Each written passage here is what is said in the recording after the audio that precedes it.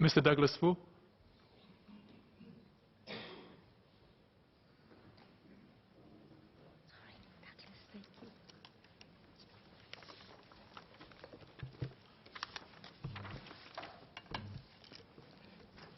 Mr. Deputy Speaker, sir, please allow me to declare my interest as the President of Singapore Manufacturing Federation, Vice Chairman of Singapore Business Federation, Vice President of Singapore National Employers Federation, and Chairman of Sakai Holdings Limited. I rise in support of the Resource Sustainability Bill.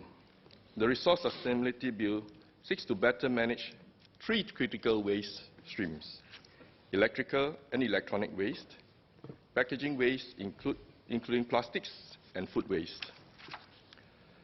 Over the last few years, as sustainability took on a greater prominence worldwide, I'm happy to report that as a federation, the Singapore Manufacturing Federation, SMF, has through our various industry groups held numerous events and dialogues with the manufacturing community with a focus on the journey towards zero waste.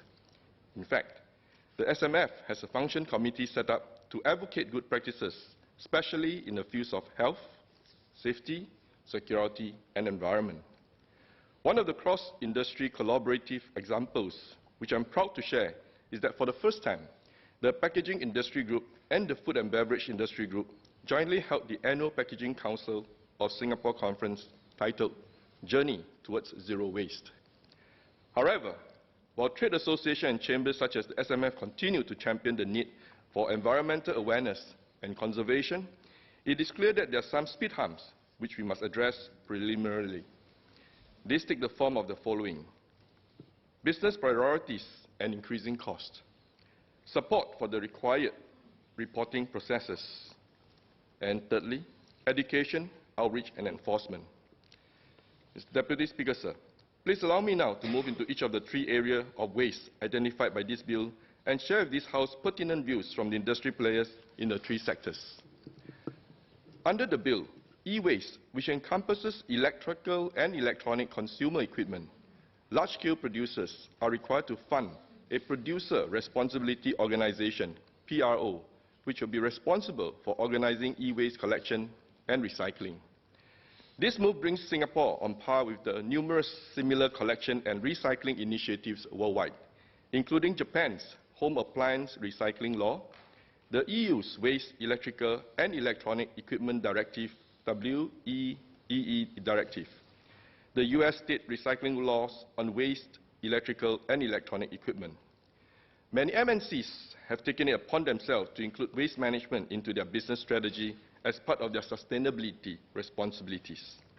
I agree that more can be done, and more companies in Singapore need to take active measures to be on par with global standards. There are already a number of retailer-driven collection initiatives in place in Singapore. With the collection efforts being moved to the producers as well, there's optimism that we will truly be able to close the loop and have some waste recovered for future use by the producers. Yet, Mr. Deputy Speaker, there's a legitimate and common concern for the industry. Will there be any form of support in terms of funding or subsidies for the extra manpower or training of manpower for the required reporting processes detailed in this bill? I now move to speak on packaging waste. The Packaging Council of Singapore, or PCS in short, is an industry group of the SMF representing the local packaging industry, not just locally, but also at the world and Asian levels of the packaging world.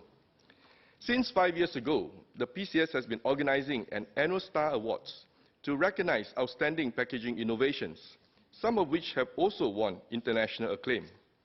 At this year's awards held just last month in August, Senior Minister of State for Health and Law, Mr. Edwin Tong, graced the event as the guest of honor. In his keynote speech at the event, Mr. Tong noted that many of this year's winners displayed environmental awareness by innovating packaging materials and design with the use of recycled or more environmentally friendly products. While there's still much more room to improve in this particular industry, especially in relation to packaging materials for the food and beverage industry, I'm heartened to see companies already creating packaging solutions for commercial use by utilizing recycled materials such as crop waste and mineral stone instead of plastics. I'm especially happy and proud to add that of the 29 awardees of the award this year, 20 were awarded to students from our local polytechnics. This demonstrates that our young and our future are already gearing up for a future where sustainable materials should take center stage. The next step for the packaging industry will be for companies downstream to adopt and use sustainable solutions and thereby further encouraging further innovations. However, the use of such sustainable packaging may in some industries lead to increased costs. For some companies, even some sole proprietors, such as those operating food stores, the increase in such costs are not justifiable, even if indeed in the long run such options may prove to be more beneficial. I would therefore like to ask the Minister if there are plans to incentivize the use of more sustainable packaging materials or disincentivize the use of non-environmentally friendly packaging. In addition, under this bill, producers now have to report the amount of packaging put to market annually. While this will definitely give an idea of the packaging volume we are dealing with, packaging producers share the same concerns as their electronic and electrical counterparts in terms of support required for the additional manpower which I stated earlier in my speech. Mr. Deputy Speaker, Chinese please. 本法案的另一个重点是食物垃圾。过去10年来，新加坡的食物垃圾增长了约30%。2018年产生了7.63亿公斤的食物垃圾。一旦食物被浪费，就有需要寻找更多的食物来满足需求，这导致成本增加，用于种植和提供食物的资源也遭到浪费，而且还消耗了更多的资源来处理垃圾。在零垃圾治理中，企业发挥着重要的作用，采用智能储存和准备过程，可减少过多的食物生产和浪费。根据2015年新加坡可持续发展蓝图中制定的食物垃圾管理战略中，关键目标是从源头上预防和减少食物浪费。关于这方面，现在可以从国家环境局获取食品生产企业之食物垃圾最小化指南，以帮助企业实现这一目标。无可否认，对于食品制造商来说，垃圾的减少和管理是关键，这应该是大公司长期业务运营的一部分。新加坡制造商总会 SMF 致力于继续举办对话，以协助公司实现这一目标。根据本法案，从2024年起，产生大量食物垃圾的商业和工业场所，必须隔离和处理其所内的食物垃圾。对于要自行处理食物垃圾的食品生产者来说，他们确实认为这是前进之路。然而，大规模经营的本地公司关注的是，在设备和培训方面能获得哪些资源，因为垃圾处理是一个颇为专业的过程。此外，食品工业产生的垃圾也会来自供应链的运输过程。在这种情况下，我想问部长，是否有计划更好地支持基础设施，来提高冷食链管理的标准，以减少食物损失和垃圾？相关地，或者也可以为食品制造商提供更多的激励措施，来购买更多本地农业产品。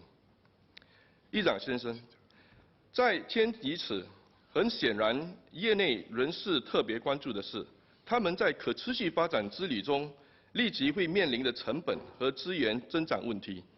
对于一些企业，尤其是中小型企业而言，将业务模式转变为更具可持续发展形式模式时，招致的实际或感知成本，可能确实是一大障碍。在这方面，请问部长是否有计划让该部协助鼓励金融机构，以便在制造业提供更多的绿色融资？虽然建筑行业相对比较熟悉绿色融资概念，但这似乎并没有影响到其他行业。此外，制造业希望能让中小型企业获得更多支持，以帮助他们在提高可持续发展标准的时候，也获得贷款。这也将有助于实现贵一部针对电子和食品制造业所提出的循环经济。Mr. Deputy Speaker, sir, this bill is welcome because of the common consensus that this world does not belong to any one generation, but always to the next. Yet the concerns that I have raised above are indeed legitimate concerns, especially in the current uncertain global economic climate. As a strong advocate for Singapore's own brand of tripartite partnership, that of the government, the employers, and the employees working as one, I am confident that the issues I've raised earlier in my speech can be overcome. Continued dialogue and cross-engagement amongst all three groups will be key. The government looks to the employers for their support in achieving the objectives of a sustainable future. The employers look to the government for direction and support, and the employees look to their employers to learn how their own individual conduct in the office can affect the environment. The concerns, views, and contributions of each individual group of the tripartite partnership must always be valued and should never be trivialized.